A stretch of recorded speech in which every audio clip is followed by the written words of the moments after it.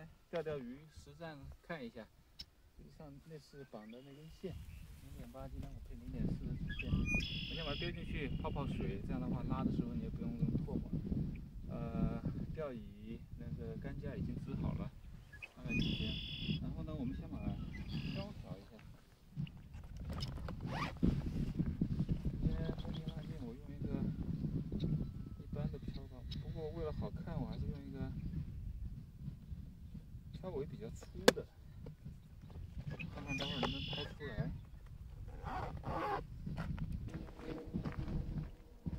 现在的线上面已经有水了，所以说呢，就是有直接拉它，或者说不把水拉。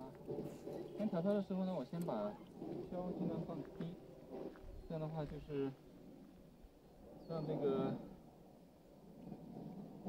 钩头的坠儿都悬在空中。这样的话，我先看一下，在这个漂的配合下，它是一个什么状态。要半水调漂，然后再调整。因为前两天我已经钓过一次，所以我已经上了个0.4的直线。一般我们调漂都是带钩调漂，在一些特别的情况下，你也可以不带钩调漂。慢慢说。这是一只大漂，因为之前我钓的时候呢用一只小漂，今天为了好看，我用一个大漂，你看它漂肚子都还没下去，所以说呢，很显然我要加铅。加铅也很简单，你把铅皮打开，然后呢找一个合适的，你把它夹在中间，然后呢把它裹紧，打开铅皮。我刚才加了这么大个铅，加多少呢？都是看你的经验。加好以后裹紧。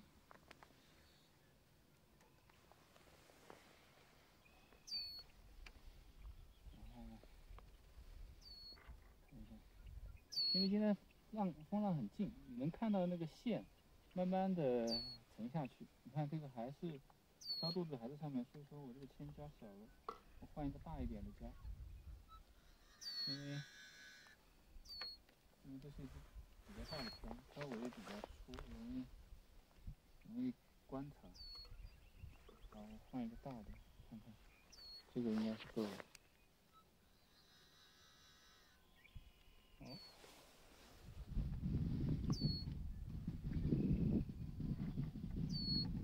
在有风天的时候，为了好抛竿，我们经常需要一个就是比较重的铅，这样的话你好抛出去。我们现在压是压下去了，但是呢有3、5、7、8目，8目的话太高了，因为目数太高的话也不太好看。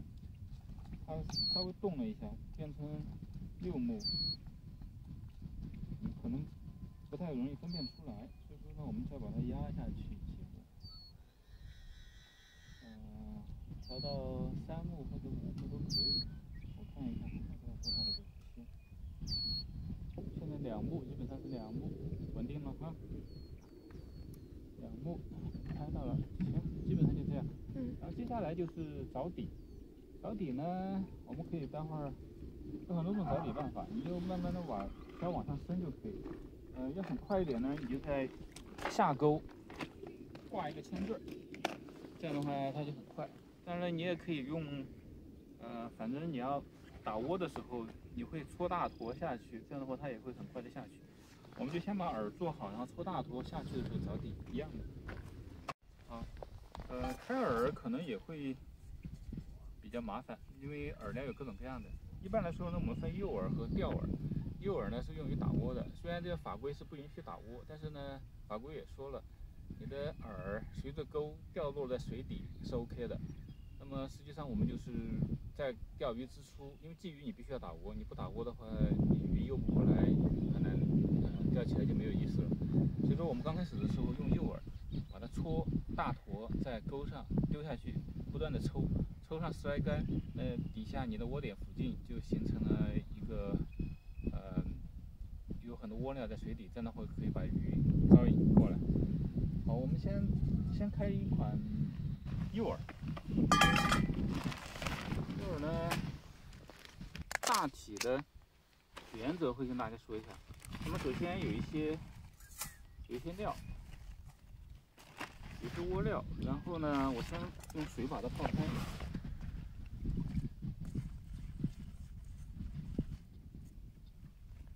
加一点水。这个呢，主要是提供一些蛋白质和一些味道。然后呢，加点麦麸。麦麸呢，它是片状的，颗粒比较大，在水里呢，它就一片片的就融化，很容易在水里形成一些雾化带。我再加点面粉。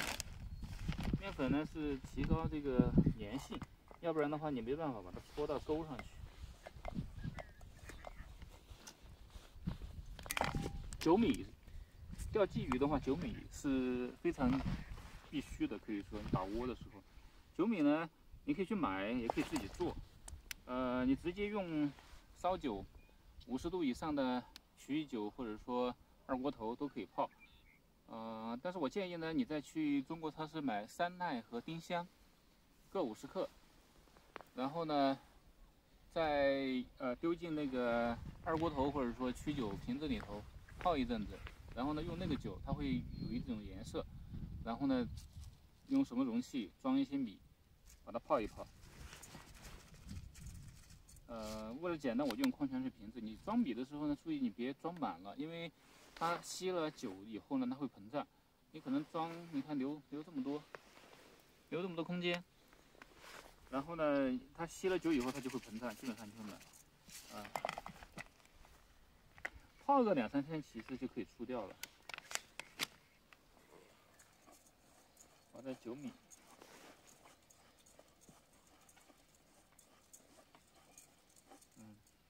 好，我再加一点面粉。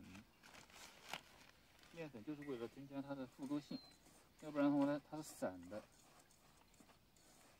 这个都是凭经验，感觉你也不能面粉加太多了，面成死面坨坨，掉在水里像石头一样，半天化不开，这也不行。我们就是要让它掉到水底下，马上就散开。然后呢，鱼来吃的时候一拱一吸，然后那个底下全是这种雾状的，食料。不要让它吃得太饱，让吃饱它就没得吃你的了。就是让它水底下就散了。我加点水。好，基本上这样可以了。好，我们让那个刚刚开的那个诱饵在那儿醒着，空出那个饵盘，我们来开钓饵。钓饵跟诱饵的区别是，诱饵呢尽量让到底就赶紧画，不要一坨一坨残留。那么钓饵呢，常用的我们一般如果用商品饵的话，无非就是戳饵和拉饵。今天我们先搞一个拉饵，用这个常用的这个野战南极，但是我不会用太多，因为野战南极在这儿卖的也是蛮贵，我可能会尽量加一些，把它作为调味品，像味精一样。我主要是用麦麸和面粉，我加一点点酒米在里头。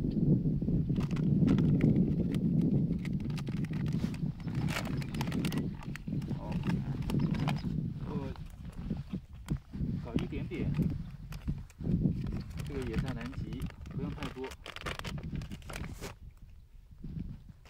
然后呢，加点麦麸，还是因为这个麦麸它是片状的，我拉出来的饵呢可能就会稍微大一点。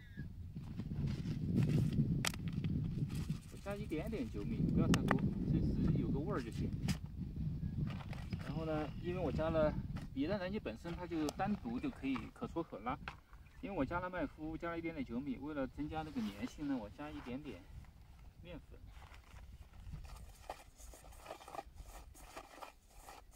野战南极里头它本身，因为它可以单独就可以做成拉饵，所以说它本身含了一些拉丝粉。但是我因为加了一些乱七八糟的这些其他的东西，拉丝粉的量可能不足，所以说我再加一点拉丝粉，这个也是凭经验。拉丝粉呢不能太多，太多就容易形成死面团；太少呢也不太好拉，拉不出饵球来。拉丝粉实际上就是在你醒饵的过程中呢，它形成面筋，形成面筋网络。这样的话，那个面筋网络呢，把这些饵啊，什么麦麸啊、面粉啊，刚才我的酒米啊，就网络把它粘住。这样的话，你一拉的时候，它实际上是你把那个网络拉出来，这到了水底呢，它这些饵料的成分呢就慢慢化，但是呢，你的钩上呢仍然会残留，那个面筋形成的一些丝，这样的话，鱼它实际上它就是吃那个东西。好，这样加水，加水也是凭经验。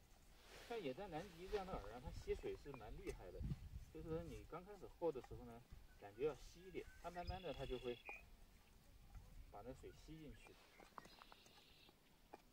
如果是拉饵的话，你可以稍微打一打，但是呢，建议不要打多，因为拉饵一打就容易面筋形成的多，容易死面团，均匀一些。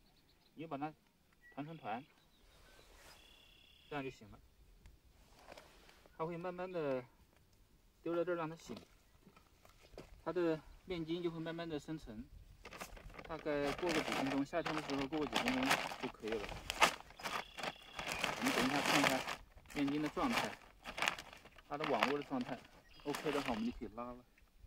好，现在我们开始。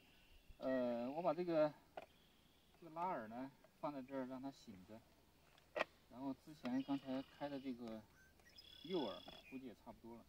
我在打窝的过程中呢，我同时把底找好。因为显然我知道这也是蛮深的。刚才我们看了半水带钩是2目，我们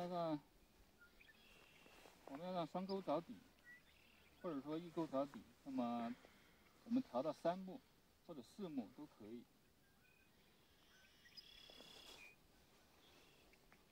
就戳一个大饵，这个时候并不是为了钓鱼，是为了打窝。还有一个诀窍就是，你放好你的钓位以后，你抛竿，因为我的竿长、线长都是一定的，那么我要对准前方有一排小树林，我就对准它，这样的话我抛出去也是直线，然后呢我的长度也是固定的，所以说窝子就会比较准。所以说你一定要盯到你脚下是在什么位置，对方在什么位置，然后就一直照这个方向打就 OK 了。你看现在全部沉下去了，因为我的饵把它带下去了，所以说这个深度比现在还要深。我的子线是20多，漂是30公分，这中间还有60公分，所以说现在已经有1.1米了。你每次往上推的时候，如果你不熟悉这个地方的话，每次推大概推你的1漂深。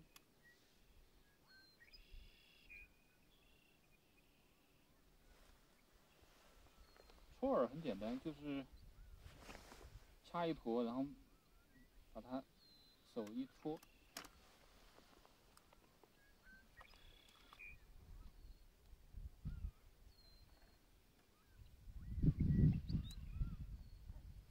当你的漂站起来的时候呢，往下带一下，把那个水面上的那个风线压到水底去。因为如果风线在水面上飘的话，它会影响你的浮壳的准确性。你看现在还是沉下去了，说明还不够深。好，现在有3目，就差不多就找好底了。但是呢，因为我这个戳的饵是比较大的，所以这个现在找底呢也是粗略的找底。等一下我用真正钓饵钓的时候呢，我再精细的微调一下。通常你要往下再调一调。好，现在基本上就找好了。找好了，这个时候呢，你还要做一件事情，就是不断的把这个窝料打下去到位，你就抬竿，让那个饵料脱落在水底。在这过程中呢，你一直朝那个方向抛，同时呢，你也稍微左右。左边半米，右边半米，也试一试，看看这个水底是不是很平，是不是左边深一点，右边就浅一点。你看现在它冒出来7目，朝右手边一点，显然要浅一点。所以说你要了解你钓位、你的窝点周围的一些情况。好，大概就这样，你大概抽上10几竿，这小坨小坨的，抽上个1、20坨下去，基本上你是我们的初步打窝就 OK 了。来，我们看一下拉饵开好了，应该是这个什么样子。你开拉饵的时候，尽量不要多打。然后呢，它里头有丝，丝呢也不是很多，啊，就是这些丝，它附着在钩上，然后呢把这些饵料粘住。我们来操作一下，你看，当拉饵下去以后，拉上来，它钩上必须要有一些残留的东西，但是残留的东西不能太多，啊，太多的就成了死面疙瘩，太大那个鱼比较挡口，啊，比较硬。但是呢，你也不能没有残留，没有残留的话，你下去就化光了。我们的拉饵盘中间有一个磁铁，因为你的钩啊总是一长一短，所以说呢它自动会分开，你把它压上去。我们拉的时候呢，尽量是擦着边拉，你不要这样从中间拉，中间拉的话可能就你拉大饵可以，可能会拉太多丝在上面就它残留就过多。我们钓小鲫鱼的话，你就顺着边拉就好了。这么小小的一点啊，当然你要想再大一点也可以啊，这样就很好，这样很好。然后呢，它下去以后，它化完了以后呢，就剩刚才那么一点点。那么在飘荡下去的过程中呢，它就在雾化，不断在诱鱼。然后呢，钩上还有一些残留，能够让鱼有东西吃，能够吃你的钩。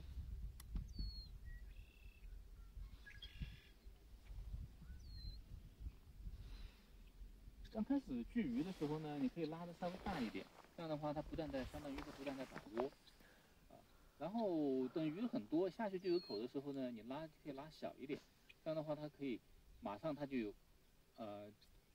合适大小给它吃。现在应该有鱼了，我们已经上了2条，3条，但是呢鱼并不多，所以说现在仍然是属于聚窝的状态。在钓的过程中，刚开始窝子还没有聚得很好的时候呢，基本上你半分钟你就可以提起来。你看刚才我们那么大一坨，剩下这么一点点，这就是正常非常好的一个状态。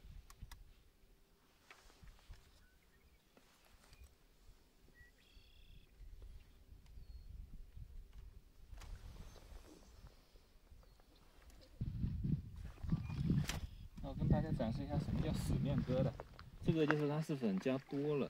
你掰开看的时候，你看这个丝，这叫死面疙瘩，这能用吗？也能用。我们看一下拉出来什么样哈。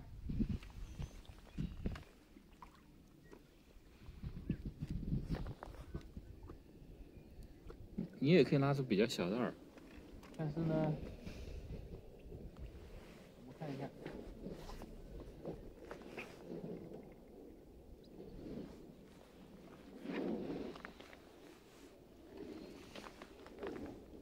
就是下水以后，这个饵的残留还这么多，基本上没怎么变化啊。当然这个能用吗？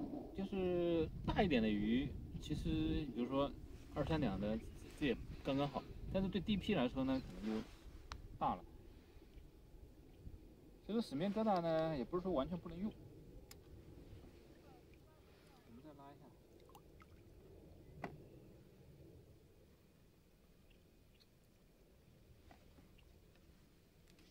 你要从中间拉过来的时候呢，它这个不擦边拉中间的时候呢，它就会拉得比较大。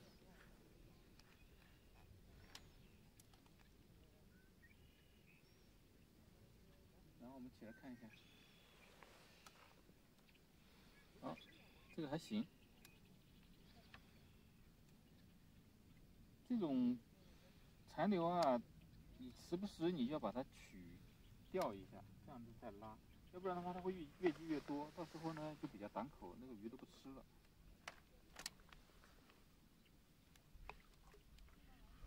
对，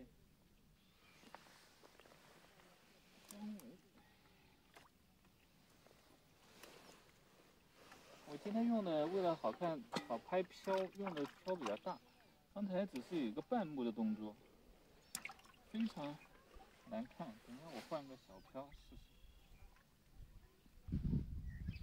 现在为了方便，看漂用了一个粗尾的漂，但是发现这个鱼口很难看。那我现在换个细尾的漂，可以看一下差别有多大。漂，你一换漂就意味着要重新调，所以说呢也是比较讨厌的一件事情。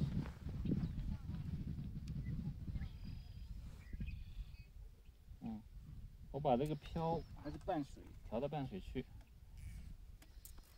拉低一点。刚才那个漂大概在这个位置，刚才这漂的长度也不太一样，就会比较精细，需要再调一下。但是呢，大概在那。我知道这个漂的吃铅肯定比它小，所以说呢，我先就把这个铅拿下来，因为我都不用想，肯定是要减铅的。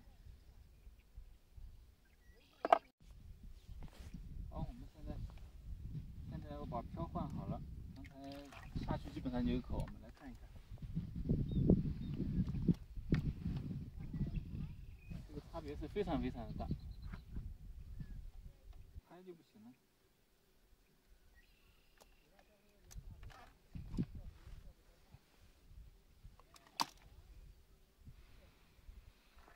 钓鱼过程中，这个子线如果打结缠绕的话，马上把它解开，因为刚刚打结实际上是很容易解的，但是如果你不解的话，等一下很快你的子线就没法用了，你就得换，所以花点时间把它解开。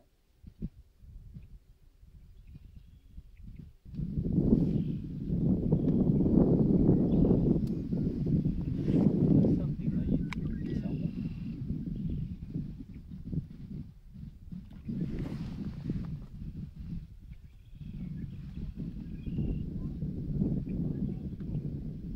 抬竿的时候也不能太猛，因为鲫鱼的嘴唇非常薄，抬竿过猛的话，鱼大的话容易断子线。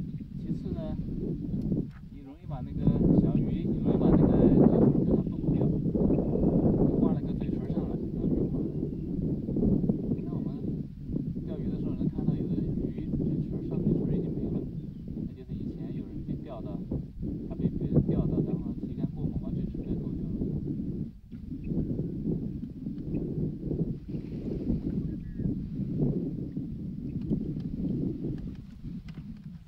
可以稍微看一下。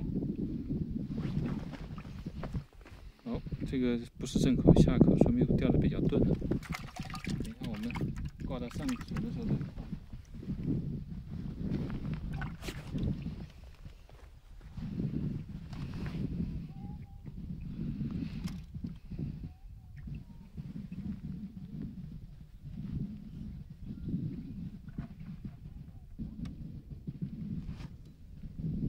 漂到位基本上就有口，只能上别的一下。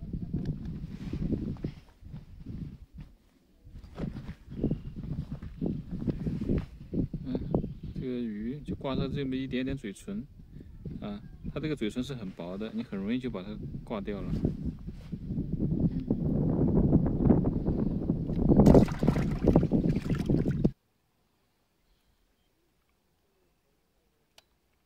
小鱼居多，现在这一批，基本上漂到位，现在就有口。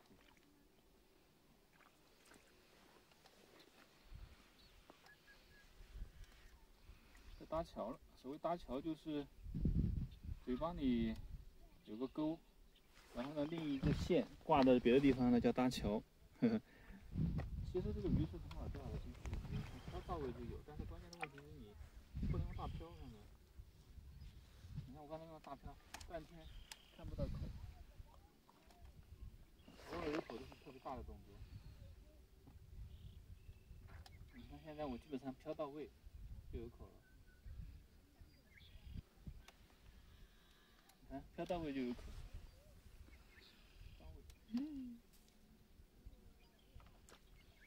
缓了一点，虽然鱼很小，但是它也是给口啊。你要是又转了一圈。它给口了，但是你的漂大了你就看不出来。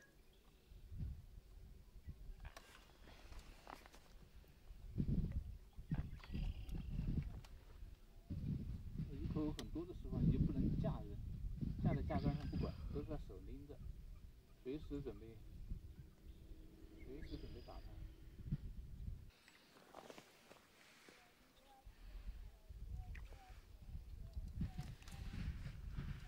小鱼居多。